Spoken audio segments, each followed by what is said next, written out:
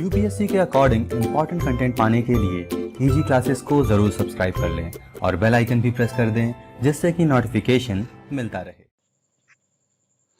नमस्कार दोस्तों, easy classes के यूट्यूब चैनल पर आप सबका स्वागत है।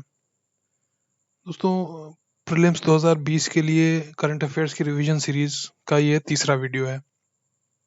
इस वीडियो में हम गवर्नमेंट स्कीम्स का पार्ट 2 खत्म करेंगे। पार्ट 1 हमने इससे पहले वाले वीडियो में कर लिया है। उसमें हमने लगभग 12 स्कीम्स खत्म की थी। आज वाले वीडियो में हम लगभग 15 स्कीम्स करेंगे। कुल मिला के जो है वो अराउंड 30 स्कीम्स हो जाएंगी। इंपॉर्टेंट स्कीम्स जो है वो लगभग हम कवर कर लेंगे और फिर अगले वीडियो से हम जो है वो दूसरे टॉपिक के ऊपर जाएंगे।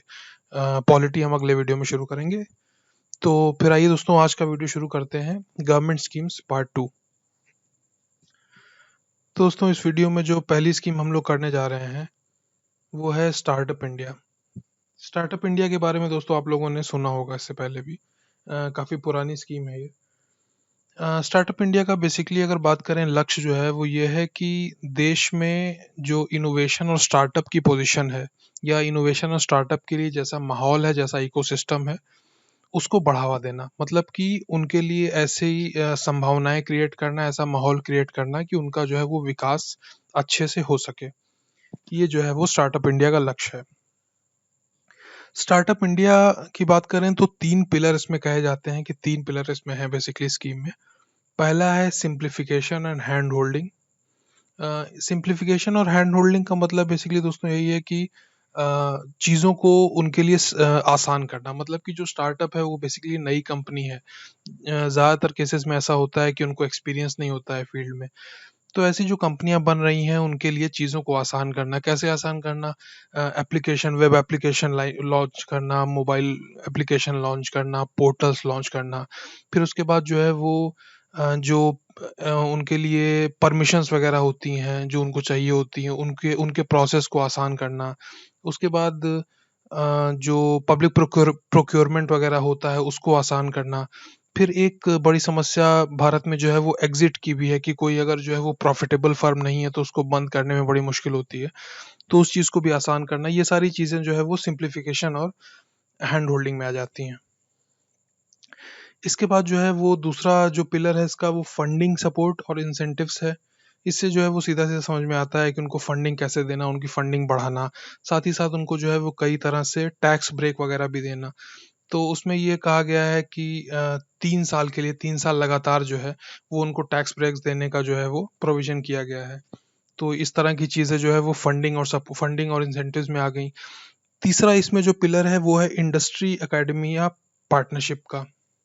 इसका मतलब ये हुआ दोस्तों कि जो लोग कॉलेजेस में पढ़ रहे हैं, यूनिवर्सिटीज़ में पढ़ रहे हैं, उनका और जो इंडस्ट्री है, उनका जो है वो उनके बीच में पार्टनरशिप होना, उनके बीच में तालमेल होना, ताकि जो पढ़ रहे हैं, जो स्टूडेंट्स, वो आगे जाके प्रोडक्टिव हो सकें। मतलब कि उनको पता रहे कि इस समय जो इंडस्ट्रीज़ हैं, उनकी डिमांड क्या-क्या है, वहाँ पर क्या-क्या चाहिए, जॉब मार्केट कैसा है, बिज़नेस मार्केट कैसा है, ये सारी जानकारियाँ जो है उनको मिलती रहेंगी, तो आगे जाके उनके लिए राह आसान हो जाएगी। तो ये आखिरी पिलर इसका जो है वो ये है।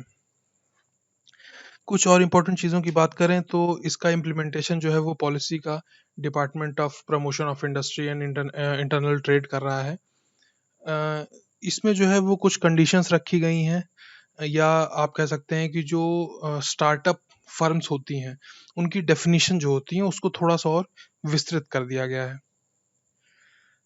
अब जो है वो जो इसकी डेफिनेशन है, इससे पहले क्या था कि कोई भी कंपनी को स्टार्टअप तभी तक माना जाता था अगर वो 7 साल के अंदर जो है वो एस्टैब्लिश हुई है। अब इस 7 साल की ड्यूरेशन को बढ़ा करके जो है वो 10 साल कर दिया गया है।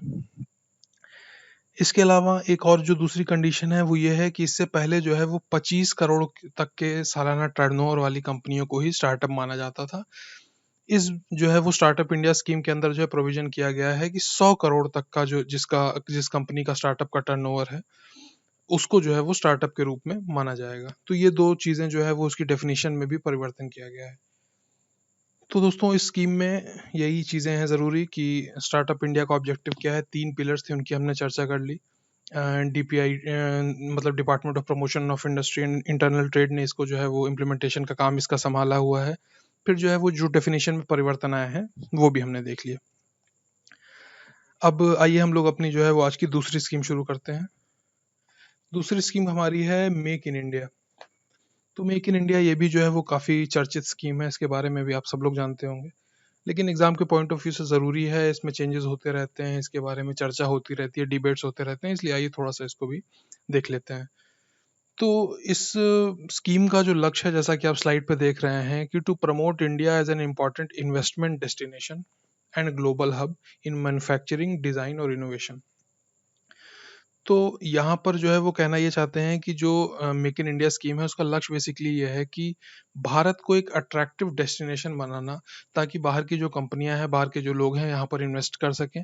इसके अलावा जो है वो मैन्युफैक्चरिंग, डिज़ाइन और इनोवेशन के लिए जो है भारत को एक ग्लोबल हब बनाने का लक्ष्य स्कीम में रखा गया है। ये जो स्कीम है, जैसे कि हमने अभी देखा, स्टार्टअप इंडिया जो है वो 3 पिलर्स पे बेस्ड थी। तो जो मेक इन इंडिया स्कीम है वो 4 पिलर्स पे बेस्ड है।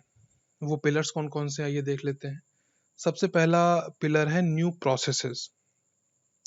तो न्यू प्रोसेसेस में दोस्तों क्या किया जाएगा कि जो ईज़ ऑफ डूइंग बिज़नेस होता है, मतलब कि बिज़नेस करने में जो सहूलियतें प्रोवाइड की जा सकती हैं, उनको बढ़ा के जो है वो इस स्कीम को बढ़ावा दिया जाएगा। तो ये न्यू न्यू प्रोसेसेस में जो है वो ये शामिल होता है, ईज़ ऑफ डूइंग बिज़नेस। इसके बाद अगर हम जो है वो न्यू इंफ्रास्ट्रक्चर की बात करें, तो ये बहुत बेसिक सा है कि industrial corridor banana, smart city banana, state of the art technology वाले जो है वो अच्छे अच्छे इंडस्ट्रियल हब्स बनाना, मतलब कि इंडस्ट्री के लिए, मैन्युफैक्चरिंग के लिए, इनोवेशन के लिए, डिज़ाइन के लिए नया इंफ्रास्ट्रक्चर जो है इस्टेब्लिश करना, ये दूसरे पिलर का हिस्सा है। तीसरे पिलर की बात करें तो वो है न्यू सेक्टर्स।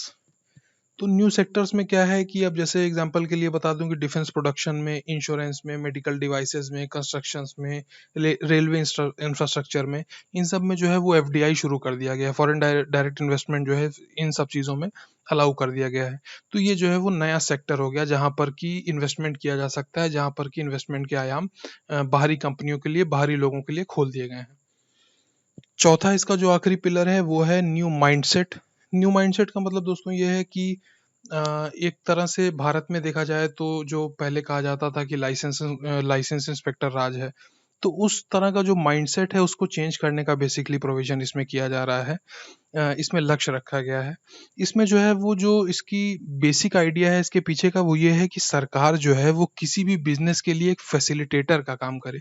मतलब कि सरकार जो है वो इस बिज़नेस को बढ़ाने में मदद करे, ना कि सिर्फ़ जो है वो रेगुलेटर की भूमिका में रहे। मतलब कि रेगुलेटर मतलब होता है कि उसको नियंत्रित करना, उसको जो है वो रूल्स के दायरे में रखना। फैसिलिटेटर का मतलब होता है कि उसको जो है वो बढ़ावा देने में भूमिका निभाना। तो अगर जो है वो सेंस की बात करें, तो फैसिलिटेटर जो है वो एक पॉजिटिव टर्म है, रेगुलेटर जो है वो देखा जाए तो नेगेटिव टर्म है। तो एक जो है वो माइंडसेट चेंज करने की बात है, व्यू पॉइंट चेंज करने की बात है, तो वो जो है यहाँ पर कवर होता है। इस स्कीम के बाद दोस्तों अब हमारी अगली स्कीम है, उस पे हम बात करेंगे। अगली स्कीम हमारी है डिजिटल इंडिया की। तो डिजिटल इंडिया भी दोस्तों पुरानी स्कीम है, इसके बारे में आप लोगों ने सुना होगा। तो डिजिटल इंडिया के बारे में बात करें तो इसका जो लक्ष्य रखा गया है वो ये है कि to transform India into a digitally empowered society and knowledge economy. बहुत सिंपल सा है कि मतलब भारत में जो डिजिटल इंफ्रास्ट्रक्चर है, मतलब जो डिजिटल सेवाएं हैं वो सोसाइटी को प्रोवाइड करना और उसको जो है वो एडवांस बनाना। इसमें जो है वो अगर इसके सेलिएंट फीचर्स की बात की जाए कि इसके सेलिएंट फीचर्स क्या क्या हैं डिजिटल इंडिया स्कीम के, तो इसके जो है वो इसमें भी 3 विजन्स जो है वो मिनिस्ट्री ऑफ इलेक्ट्रॉनिक्स द्वारा निर्धारित किए गए हैं। पहला, digital infrastructure as a utility to every citizen. ठीक है। दूसरा जो है वो ये है कि governance and services on demand. और तीसरा है डिजिटल एम्पावरमेंट ऑफ सिटीजन्स। तो ये बड़ा बेसिक सा जो है वो इसका मतलब इसके जो पिलर्स हैं वो हैं कि मतलब लोगों को जो डिजिटल सुविधाएं हैं, डिजिटल मीन्स हैं, उनके माध्यम से लगभग सारी जो गवर्नमेंट की सर्विसेज होती हैं, जो भी उनकी मतलब जैसे कि पब्लिक को इंटरनेट एक्सेस देना, मोबाइल कनेक्टिविटी करना, ब्रॉडबैंड हाईवेज बनाना, ई गवर्नेंस के जो है वो रिफॉर्म्स करना, इस तरह की जो चीज़ें होती हैं उनको इंक्लूड करना। तो बेसिकली ये सारी चीज़ें जो है वो इसमें इंक्लूड होती हैं डिजिटल इंडिया में। इसके बारे में बहुत जानने की ज़रूरत नहीं है, पुरानी स्कीम है, लेकिन वही है कि न्यूज़ में रहती है, इसलिए जो है वो एक बेसिक इंट्रोडक्शन इसका ज़रूरी था। दोस्तों अगली जो स्कीम है वो है स्त्री स्वाभिमान। स्त्री स्वाभिमान का दोस्तों लक्ष्य जो है वो ये है कि जो विमेन हाइजीन होती है, फीमेल हाइजीन होती है, उसको बढ़ावा देना। फीमेल हाइजीन का बहुत बड़ा पार्ट जो है वो सैनिटरी पैड्स होता है, सैनिटरी नैपकिन्स होता है। तो इनका डिस्ट्रीब्यूशन करना, इनको इनके यूज़ को बढ़ावा देना, इसके साथ ही साथ जो है वो इन सब चीज़ों से रिलेटेड जो टैबू हैं, जो समाज में इनसे लोग बात करने से डरते हैं, इस तरह की भावनाओं को, इस तरह की बातों को जो है वो सोसाइटी से हटाना, वो जो है वो स्त्री स्वाभिमान का लक्ष्य रखा गया है। स्त्री स्वाभिमान स्कीम की अगर बात करें तो इसके बेनिफिशियरीज कौन-कौन होंगे, तो वहाँ पर जो है वो रूरल या सेमी अर्बन वुमेन एंटरप्रेन्योर्स जो भी हैं, वो इसकी जो है वो बेनिफिशियरीज होंगी। अच्छा, इस स्कीम के अंतर्गत जो है वो क्या प्रोविज़न किया गया है, ये वो भी देख लेते हैं।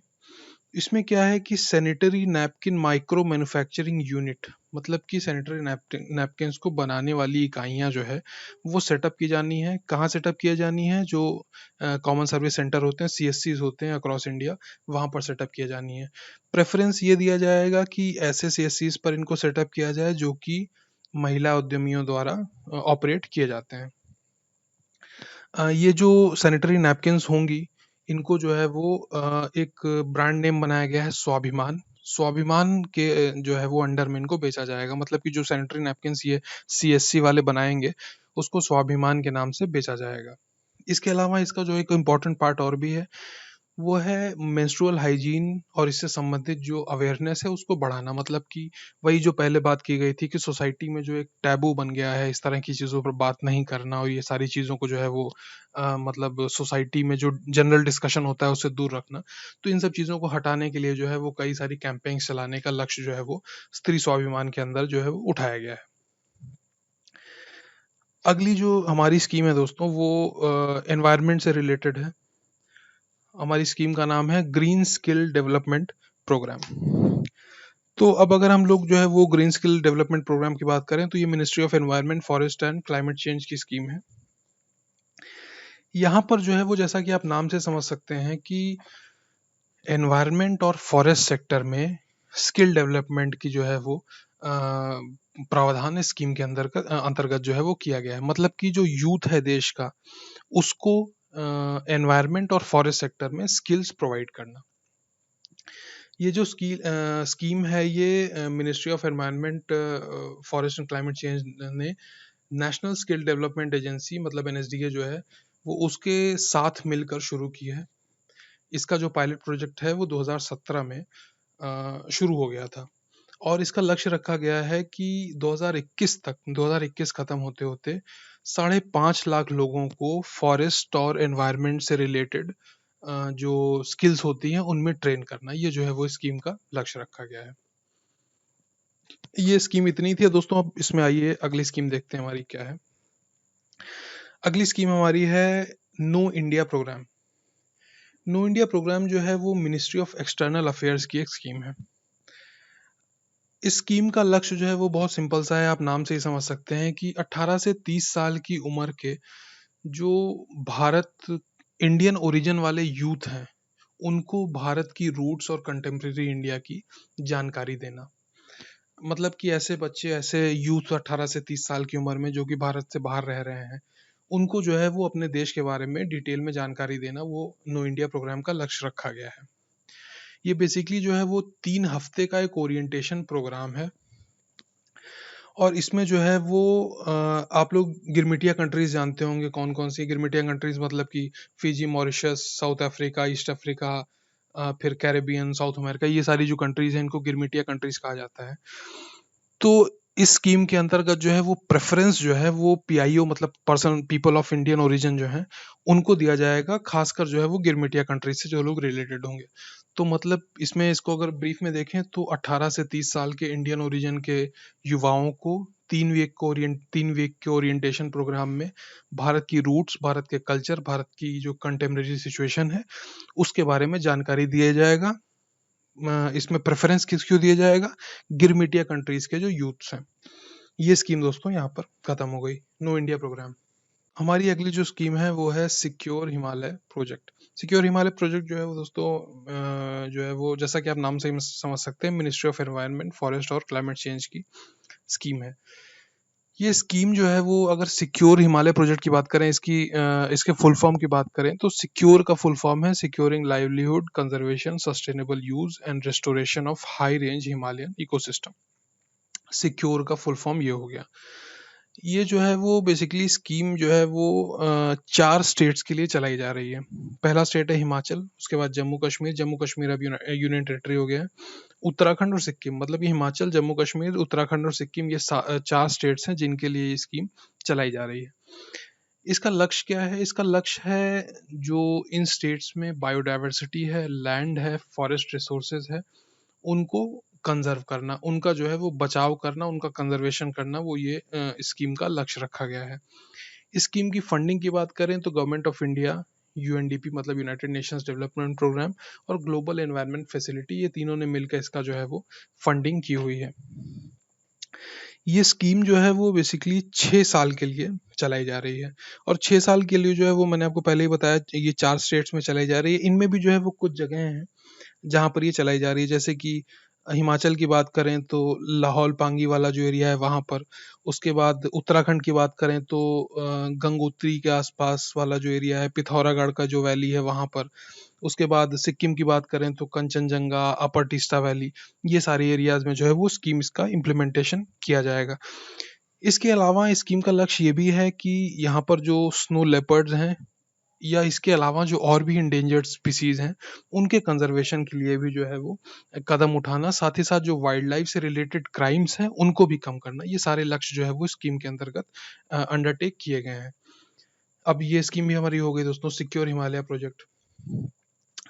अगला जो हमारा अगली जो हमारी स्कीम है वो है समीप। समीप का जो है मतलब है students and MEA engagement programme.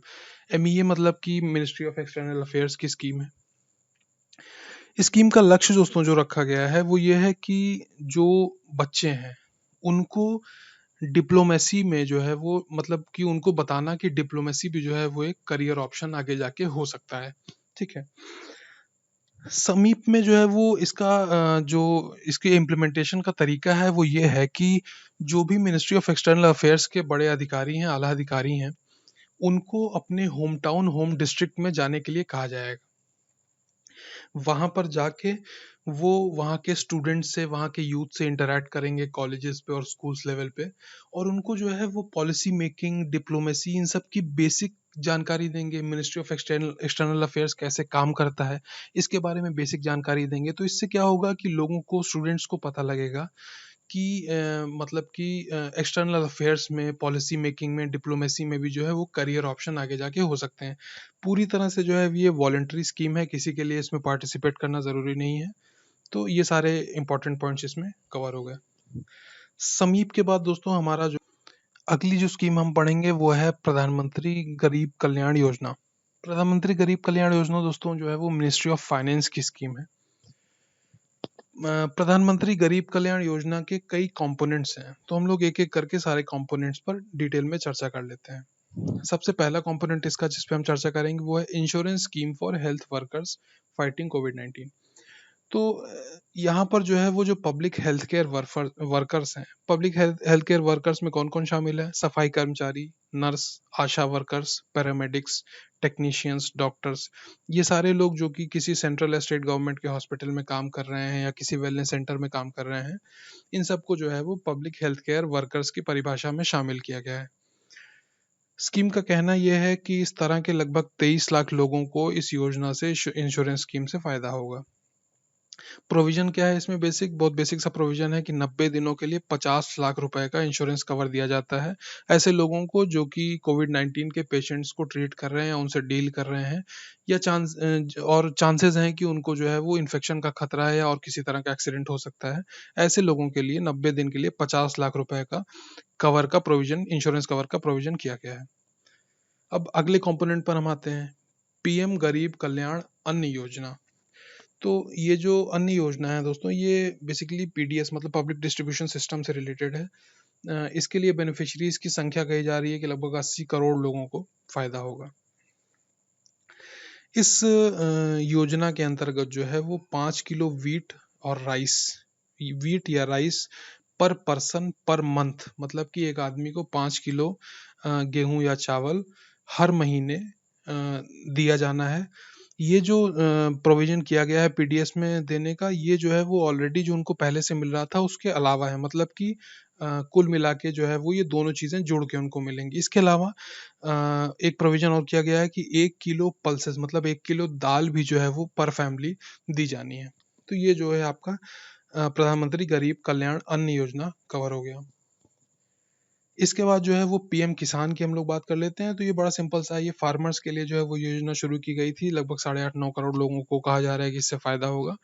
और इसका बेसिक जो सबसे प्रोविज़न है वो ये है कि किसानों को अप्रैल के महीने में सबको जो है वो 2-2 हज़ार रुपए उनके अकाउंट में ट्रांसफ़र करना। ये जो है वो पीएम किसान योजना के अंतर्गत किया गया है।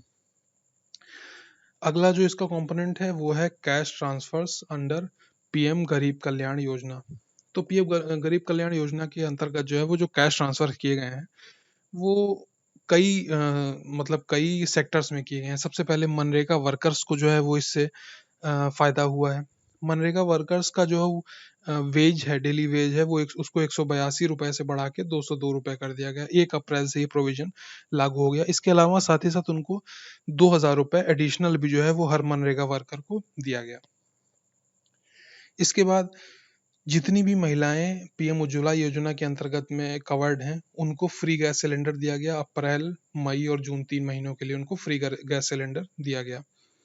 तीसरा इसका जो बेनिफिशियरी है वो है women account holders. Women account holders को अप्रैल, मई और जून के लिए 500 रुपए पर माह जो है वो देने का प्रोविजन स्कीम में किया गया। अगले सेक्टर की बात करें तो गरीब, सीनियर सिटीजन, विधवा या दिव्यांग, इस तरह के जो लोग हैं उनको अप्रैल से जून तक के लिए 1,000 रुपए प्रति माह देने का प्रोविजन इसमें किया गया है। इसके बाद जो है वो ऐसी संस्थाएं जहां पर 100 से मतलब 100 एम्प्लॉय तक जहां पर काम करते हैं और जहां पर 90% ऐसे एम्प्लॉयज हैं इन 100 में जिनकी तनख्वाह 15,000 रुपए से कम है। इसके लिए जो है वो क्या प्रोविजन किया गया है कि 12% एम्प्लॉय जो है वो और 12% एम्प्लॉयर, ये जो इनका कंट्रीब्यूशन होता है पीएफ की तरफ, प्रोविडेंट फंड की तरफ, वो जो है वो गवर्नमेंट ऑफ इंडिया देगी अप्रैल से जून के महीने तक के लिए। तो ये सारी चीजें जो है वो कैश ट्रांसफर अंडर पीएम गरीब कल्याण योजना ये हो गया। इसके बाद अगला जो प्रोविजन किया गया है वो सेल्फ हेल्प ग्रुप्स के लिए किया गया है। इसमें कहा गया है कि जो कोलैटरल फ्री लोन है सेल्फ हेल्प ग्रुप्स को जो दिया जाता है, उसकी लिमिट अभी तक जो है वो 10 लाख रुपए थी। तो उसको बढ़ा करके इस योजना के अंतर्गत जो है उसको 20 लाख रुपए कर दिया गया है। सेल्फ हेल्प ग्रुप्स में ये सहायता देने के अलावा कुछ और भी कंपोनेंट्स हैं जो कि प्रधानमंत्री गरीब कल्याण योजना के अंतर्गत जो है वो लिए गए हैं। इसमें जो है वो ऐसे वर्कर्स जो कि ईपीएफ के अंतर्गत रजिस्टर्ड हैं उनके लिए प्रोविजंस किए गए हैं। बिल्डिंग और कंस्ट्रक्शन वर्कर्स जो हैं उनके लिए भी प्रोविजन किए गए हैं। तो इस तरह के कई प्रोविजन छोटे-छोटे किए गए हैं। लेकिन जो इम्पोर्टेंट चीज़ें थी वो हमने यहाँ पर कवर कर ली हैं। हमारी अगली जो स्कीम है वो है अटल पेंशन योजना। अटल पेंशन योजना के बारे में दोस्तों बात करें तो 60 साल के ऊपर के लोगों के लिए हर महीने फिक्स्ड मिनिमम पेंशन प्रोवाइड करने के लिए योजना बनाई गई। इस योजना को ज्वाइन करने की जो एज है वो है 18 से 40 साल के बीच में। मतलब कि आप 18 साल के होने के बाद और 40 साल के होने तक जो है वो इस योजना को ज्वाइन कर सकते हैं। योजना को ज्वाइन करने के बाद आपको प्रीमियम पे करना होगा। इसमें जो है वो प्रोविजन किया गया है कि कम से कम 20 साल का प्रीमियम जो है वो पे करना ही पड़ेगा। और ऐसा करने के बाद 60 साल की उम्र के बाद आपको जो है वो फिक्स्ड पेंशन मिलना शुरू हो जाएगी। इसका जो टारगेट सेक्टर है वो अनऑर्गेनाइज सेक्टर में काम करने वाले लोगों को रखा गया है। अटल पेंशन योजना के अंतर्गत जो है वो आपको 1,000 रुपए से 5,000 रुपए तक की फिक्स्ड पेंशन जो है वो देने का प्रावधान किया गया है। 1,000 रुपए मिलेगी या 5,000 रुपए मिलेगी ये डिपेंड करता है आपके प्रीमियम पर। अगर आप 18 साल की उम्र में ज्वाइन कर लेते हैं और आप लगातार इसका जो है वो प्रीमियम भरते जाते हैं तो आपका जो पेंशन का अमाउंट है वो ज़्यादा होगा, ज़ाहिर-सी बात है। अगर आप लेट एज में ज्वाइन करते हैं तो आपका जो पेंशन का अमाउंट होगा वो कम हो जाएगा। इसमें एक प्रोविज़न आगे ये भी किया गया है कि अगर सब्सक्राइबर की जो है वो पहले डेथ हो जाती है, मतलब कि 60 साल की उम्र अचीव करने से पहले डेथ हो जाती है, तो उस सब्सक्राइबर का स्पाउस मतलब कि हस्बैंड या वाइफ जो भी हैं वो इस प्रीमियम को पे करना जारी रख सकता है, और प्रीमियम का जो मिनिमम पीरियड है वो खत्म होने के बाद पेंशन के सारे फायदे उनको मिलना शुरू हो जाएंगे। एक इम्पॉर्टेंट चीज़ इसमें ये भी है कि इसका जो एडमिनिस्ट्रेशन है वो pension fund regulatory and development authority द्वारा किया जा रहा है। तो ये सारी चीज़ें जो है वो अटल पेंशन योजना के अंतर्गत कवर की जाती हैं। अगली स्कीम आइए हम लोग अब देख लेते हैं, प्रधानमंत्री सुरक्षा बीमा योजना। सुरक्षा बीमा योजना क्या है? ये जो है वो 1 year cover personal accident insurance scheme है। इंपॉर्टेंट चीज में क्या है कि ये 1 साल के लिए सिर्फ स्कीम है। 1 साल के लिए स्कीम जरूर है, लेकिन इसको बार बार जो है वो रिन्यू किया जा सकता है। ठीक है। इसका जो एज ग्रुप है वो, इसके पहले हमने देखा अटल पेंशन योजना में जो एज ग्रुप था वो 18 से 40 साल का था। जो प्रधानमंत्री सुरक्षा बीमा योजना है उसका एज ग्रुप जो है वो 18 साल से 70 साल तक का है। मतलब कि ऐसे लोग जिनके पास बैंक अकाउंट है वो 18 से 70 साल की आयु के बीच में जो है वो इस योजना को सब्सक्राइब कर सकते हैं। इस योजना के लिए एनआरआईज मतलब नॉन रेजिडेंट इंडियंस भी जो है वो एलिजिबल है। मतलब कि ऐसे लोग भी इसमें प्रीमियम जमा करके इस योजना का फायदा उठा सकते हैं। इसमें योजना में जो है वो 12 रुपए का सालाना प्रीमियम इसका जो है वो प्रावधान रखा गया है। ये स्कीम 1 साल की है, तो साल भर जो है वो 12 रुपए इसका प्रीमियम देना पड़ेगा। इसमें क्या-क्या प्रोविजन किए गए हैं? अगर किसी की एक्सीडेंटल डेथ होती है या परमानेंट टोटल डिसेबिलिटी हो जाती है, तो 2 लाख रुपए का उसको जो है वो प्रावधान किया गया है। 1 लाख रुपए का प्रावधान किया गया है अगर किसी को परमानेंट पार्शियल डिसेबिलिटी हो जाती है। इसमें एक प्रोविजन ये भी किया गया है कि ऐसे लोग जो कि किसी समय स्कीम छोड़ देते हैं, वो दोबारा जो है वो अपना प्रीमियम जमा करके स्कीम को फिर से जॉइन कर सकते हैं। इस स्कीम की अगर एडमिनिस्ट्रेशन की बात करें तो इसको जो है वो public sector general insurance companies द्वारा जो है वो उसको एडमिनिस्टर किया जा रहा है। तो प्रधानमंत्री सुरक्षा बीमा योजना के बारे में जानने के लिए इंपॉर्टेंट चीजें ये सारी कवर हो गई। अच्छा, अगला अपनी जो स्कीम है वो हम देख लेते हैं। हमारी अगली स्कीम है नेशनल हेल्थ मिशन। तो दोस्तों, नेशनल हेल्थ मिशन जैसा कि आप नाम से समझ रहे हैं, ministry of health and family welfare की स्कीम है।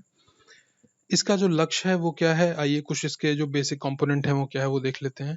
सबसे पहला है reduction in child and maternal mortality rate. दूसरा है कम्युनिकेबल और नॉन कम्युनिकेबल डिजीजेस का जो प्रसार है उसको रोकना, उसको कंट्रोल करना, इनका प्रिवेंशन करना। दूसरा कंपोनेंट इसका जो है वो ये है। तीसरा कंपोनेंट है जो प्राइमरी हेल्थ केयर सर्विसेज होती हैं उन तक पहुंच प्रोवाइड करना सारे लोगों को। अगला कंपोनेंट इसका है पॉपुलेशन का स्टेबलाइजेशन, मतलब पॉपुलेशन को स्थिर करना। जेंडर और डेमोग्राफिक बैलेंस मतलब कि जो सेक्स रेशियो होता है उनको बनाए रखना, डेमोग्राफिक बैलेंस को बनाए रखना, इन सारी चीज़ों को जो है वो मेंटेन करना, ये इसका लक्ष्य है। इसका अगला लक्ष्य है जो लोकल हेल्थ ट्रेडिशंस हैं, मतलब कि जैसे कि जो लोकल लेवल पे जो इफेक्टिव हेल्थ ट्रीटमेंट्स होते हैं उनको पुनर्जीवित करना, उनको रिवाइटलाइज करना, और साथ ही साथ जो आयुष है, आयुष को भी जो है वो मेन स्ट्रीम में इंक्लूड करना। ये सारी चीज़ें जो है वो नेशनल हेल्थ मिशन के प्लान के अंतर्गत आती हैं। तो नेशनल हेल्थ मिशन में जो है वो ये सारी चीज़ें कवर हो जाती हैं। इसके बाद जो है वो अगला इसका कंपोनेंट क्या है, access to public health care services with emphasis on services addressing women's and children's health and universal immunization। तो इसको जैसे आप समझ सकते हैं कि पब्लिक हेल्थ पे ध्यान देना, खासकर जो है वो महिलाओं और बच्चों के स्वास्थ्य पे और यूनिवर्सल इम्यूनाइजेशन पे जो है वो ध्यान देना इसका लक्ष्य है। और आखिरी इसका जो कंपोनेंट है वो है प्रमोशन ऑफ हेल्दी लाइफस्टाइल, मतलब कि एक स्वस्थ लाइफस्टाइल को मेंटेन करना इस देश में। ये जो है वो नेशनल हेल्थ केयर मिशन का लक्ष्य रखा गया है। अगली स्कीम आइए हम लोग देख लेते हैं क्या है। अगली स्कीम हमारी है निष्ठा। निष्ठा दोस्तों, ये जो स्कीम है इसका बेसिकली जो अगर इसका फुल फॉर्म की बात करें तो national initiative for school heads and teachers holistic advancement. ये जो है वो सेंट्रली स्पॉन्सर्ड स्कीम है, समग्र शिक्षा का एक पार्ट है, और कहा जा रहा है कि लगभग 42 लाख टीचर्स को इसमें ट्रेन किया जाएगा। इसमें जो है वो आप जैसा नाम से ही समझ सकते हैं, इसका मैंने आपको बताया कि school heads and teachers holistic advancement, मतलब कि ये जो स्कूल के प्रधान अध्यापक हैं और अध्यापक हैं उनके एडवांसमेंट के लिए, उनकी ट्रेनिंग के लिए जो है वो निष्ठा स्कीम लॉन्च की गई है। इसमें जो है वो इसके 3 मॉड्यूल इसमें बनाए गए हैं। वो क्या-क्या हैं ये देख लेते हैं। सबसे पहला है standardised module.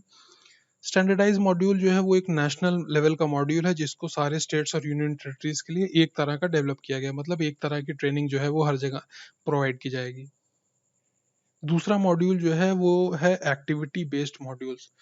Activity based modules में educational games, quizzes, social emotional learning, motivational interaction, team building, preparation for school based assessment, इस तरह की चीज़ें, मतलब कि फीडबैक मैकेनिज्म, फिर ट्रेनिंग नीड्स, इम्पैक्ट एनालिसिस, ये सारी चीज़ें जो है मतलब बेसिकली जो है वो ट्रेनिंग के सारे कंपोनेंट्स इसमें जो है वो कवर किए जाएंगे।